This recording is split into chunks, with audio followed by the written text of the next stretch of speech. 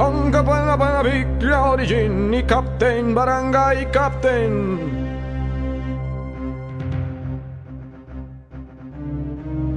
Nagsimula ang lahat sa barangay Batong Dalig sa junk shop ni Chua.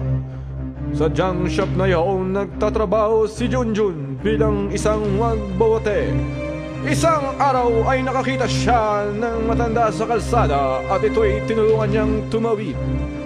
Dahil sa kabutihang pinakita niya sa matanda, ay pinagkalooban siya nito ng isang mahiwagang dumbbell na pagkanyang hinawakan pataas at sinigaw ang katagang Captain Dumbbell.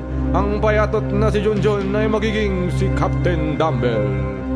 At para bumalik uli siya sa pagiging tao, ay kailangan niya uling itaas ang dumbbell at isigaw ang kanyang pangalan at manunumbalik na siya sa pagiging si Junjun.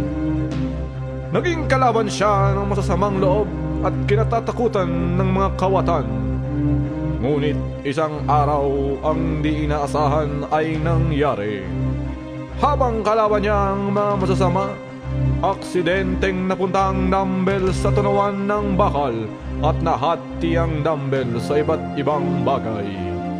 Ang isa ay naging relo, ang isa ay naging singsing, ang isa naman ay naging balaraw, at ang isa ay naging susi.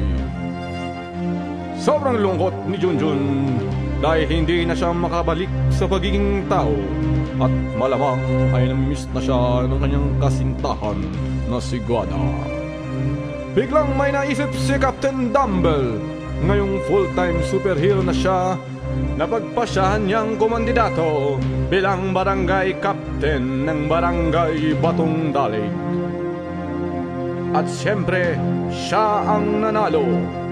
At dahil siya ay isa na ngayong barangay captain, pinalitan niya ang kanyang pangalan na Captain Dumbbell bilang Captain Barangay Captain!